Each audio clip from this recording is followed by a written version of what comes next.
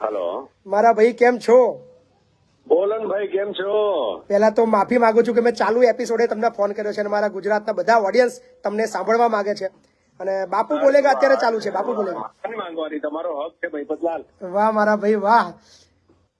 હાજી હા, જય માતાજી સાહેબ. જય માતાજી.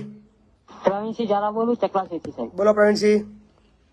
અરે સાહેબ, કામ તો કાંઈ નતું, પણ આજે સવારની વિડીયો જોઈને એમાં આપણે બહુ માઇનસ ચાલીએ છીએ. બરાબર, સાચી વાત છે. તો મારી તમને એક વિચાર એવો આવ્યો હમણાં, અને એક રિક્વેસ્ટ એવી છે જી કે આપણે તમારા જીવન ચરિત્ર પર એક ફિલ્મ બનાવીએ. બરાબર છે. આપણા કેસ મિત્રોના સહયોગથી. બરાબર છે. બરાબર. અને એના માટે આપણે રિક્વેસ્ટ કરી છે હિતન કુમાર સાહેબને. બરાબર છે.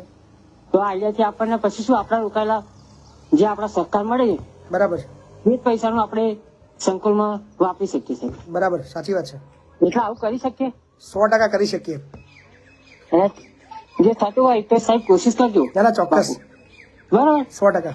એટલે તમે લાઈવમાં કહો સાહેબ ને, બધા મિત્રો ને, કે આપણે ફિલ્મ બનાવવાની. ચાલો રાખો, હિતેનભાઈને ફોન કરું. આ વાત ઉપર હિતેનભાઈને ફોન કરું. ઘણા દિવસથી આમ બી ઘણા દિવસ થઈ ગયા છે, એટલે એમને સાથે મારી વાતચીત નથી થઈ. હેલો મારા ભાઈ કેમ છો? બોલન ભાઈ કેમ છો? પહેલા તો માફી માંગુ છું કે મેં ચાલુ એપિસોડે તમને ફોન કર્યો છે અને મારા ગુજરાતના બધા ઓડિયન્સ તમને સાંભળવા માંગે છે. અને બાપુ બોલેગા અત્યારે ચાલુ છે. બાપુ બોલેગા માફી માંગવાની તમારો હક છે ભાઈ પતલાલ. વાહ મારા ભાઈ વાહ. હક છે, અડધી રાતે ફોન કરવાનો હક છે મારા ભાઈલાને. વાહ, તમારા હિતેનભાઈ આપણા જે ગુજરાતનું ઘરેણું અત્યારે લાઈવ માં જોડી ગયા છે. હિતેનભાઈ, આપણા બાપુ બોલેગા એપિસોડ ચાલે છે, તમે જોવો છો મારો એપિસોડ? બાપુ બોલેગા? હા, બાપુ બોલેગાનો એપિસોડ જુઓ છો તમે મારો? હા હા, વચ્ચે વચ્ચે જોઉં છું ને બાપુ બોલેગાનો. લે, આપણા હિતેનભાઈ બી બાપુ બોલેગા એપિસોડ જુએ છે. કેવો લાગે છે ભાઈ?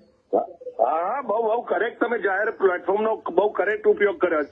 ક્યારેક મને ડર લાગે કે યાર તારી સાથે કઈ ઘટના ગરબડ ના કરે કોઈ. મારા ભાઈઓ બધા સિંહ જેવા તમે બધા છો. જે રીતે ખુલ્લી છાતીએ તું કામ કરે છે ને ભાઈ, મને જરા ચિંતા થયા કરે કે જરાક તારે થોડુંક સાવચેત રહેવું બહુ જરૂરી છે કે સામેના એલિમેન્ટોથી. ના, વાત સાચી તમારી ભાઈ, બિલકુલ સાચી છે. તબિયત પાણી કેવી છે આપની? ઈશ્વરની કૃપા છે ભાઈ, ઈશ્વરની કૃપા છે. હવે ટોટલી મેડિકલ બાબતમાં એકદમ ઝીરો થઈ ગયા. સંકુલનું કામકાજ કેમ ચાલે છે? સંકુલ ગજબ, અત્યારે બધા પાયા બહાર આવી ગયા છે. હવે સ્લેબની તૈયારી. Very good. અમારા ગુજરાતના બધા લોકો જોઈ રહ્યા છે, એમના માટે મેસેજ આપી દો થોડો.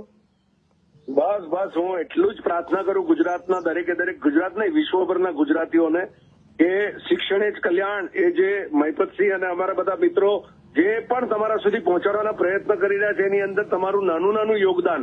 કોઈ એક વ્યક્તિ થકી કોઈ મોટા દાનની અપેક્ષા નથી, પણ નાના વ્યક્તિઓના હજારો હાથ જો સાથે ભેગા થશે ને, તો આટલું સુંદર સપનું, આવા બાળકો માટેનું એક એટલું અદભુત નિર્માણ, વૃદ્ધો માટેનું એક એટલું સુંદર વૃદ્ધાશ્રમ આપણે બધા સાથે મળીને કરવું છે. મહિપતસિંહનું એકલાનું નથી આ. મહિપતસિંહ તમારા હાથોની તાકાતથી આગળ વધી શકે એમ છે, અને એટલે જેટલું બની શકે, ફૂલ નહીં તો ફૂલની પાખડી, તમે તમારું કન્ટ્રીબ્યુશન એ 50 રૂપિયા કે 100 રૂપિયા હશે ને તો પણ ચાલશે. બિલકુલ. પણ એ દરેકે દરેક ગુજરાતીઓના હૃદયમાંથી નીકાળેલો એ પોકાર હોવો જોઈએ, જેના થકી જ આ સ્વપ્ન પૂર્ણ થશે. અને આ રિક્વેસ્ટ હિતેન કુમાર, અંગત રીતે તમને વિનંતી કરું છું કે તમે તમારું કન્ટ્રીબ્યુશન 100% આ કાર્યમાં આપો, તો અમને એમ થશે કે વર્ષોથી જે પ્રયત્ન આ માણસ કરી રહ્યો છે, એ માણસને ક્યાંક આપણે એમની શક્તિ વધારવામાં આપણે ક્યાંક ફળીભૂત થયા. આપણે આપણું યોગદાન આ પ્રકારનું તો હોવું જ જોઈએ, જેટલું બની શકે એટલું. કોઈ 5,000ની જરૂર નથી, કોઈ 10,000ની જરૂર નથી. અરે જે માણસ 100 રૂપિયા પણ પોતાના, અને અસંખ્ય દાખલાઓ છે મહિપતસિંહ પાસે કે 100 રૂપિયાના કન્ટ્રીબ્યુશનથી પણ સાવ સામાન્ય કહેવાતા માણસોએ હમણાં સુધીનું સપનું પાર પાડવામાં બહુ મોટી શક્તિ આપી છે. અને એવી જ શક્તિની ફરી પાછી જરૂર છે આ નવું મકાન બનાવવા માટે, નવા વૃદ્ધાશ્રમ માટે. So please contribute with that. વાહ મારા ભાઈ વાહ, બહુ આનંદ આવ્યો. બહુ દિવસ પછી વાત થઈ. હમણાં એક વાત આવી અને હિતનભાઈ નામ આવ્યું. ચલો ભાઈ, જો ભાઈ અત્યારે એપિસોડ ની અંદર જ ફોન કરીશ, એટલે મારથી રેવાયું. એક દિવસ છે ને માર્ચ એપ્રિલ નું કાર્ય પતે ને ત્યાર પછી બાપુ બોલેગાની ઘટનામાં છે ને આપણે બંને સાથે થઈશું. વાહ. તો ઓડિયન્સ ને પણ હિતેન કુમાર બાપુ બોલેગા ની અંદર મળવાના છે રૂબરૂ. વાહ. હા, હું અંગત રીતે બાપુની સાથે હું લાઈવ પર આવીશ તમારી સાથે. વાહ ભાઈ વાહ. આપ સૌને વંદન કરવા માટે ખૂબ આભાર મારા ભાઈ, ખૂબ આભાર તમારો. થેન્ક યુ મારા ભાઈ, થેન્ક યુ. અને ગમે ત્યારે ફોન કરી શકો, ડોન્ટ વરી. વાહ. બાપુ માટે કોઈ ઘડિયાળનો કોઈ સમય જ નથી મારી પાસે. વંદન છે મારા ભાઈ, વંદન છે તમને. મળીએ પહેલા મળીએ. હાલો. હિતેનભાઈને વાતચીત કરી પણ મારાથી એવું બોલાયું નહીં કે એવું પિક્ચર બનો, પણ મારે બસ ખાલી એમના જોડે વાતચીત કરવાની ઈચ્છા થઈ. પણ ચોક્કસ તમારું વિચારશું. સો જો એક કેવો વ્યક્તિ છે, ડાઉન ટુ અર્થ, મતલબ જેને હું ટીવીમાં જોતો, જેને સાથે મતલબ ફોટો પડાવવાનું એક સપનું, કે ભાઈ આટલો બધો મને પ્રેમ આપે છે, ખરેખર બહુ ઉત્સાહ વધી રહ્યો છે મારે. અને હિતેનભાઈ તમને નતમસ્તક વંદન કરું છું અને તમારી વિચારધારાને સેલ્યુટ છે. થેન્ક યુ મારા ભાઈ.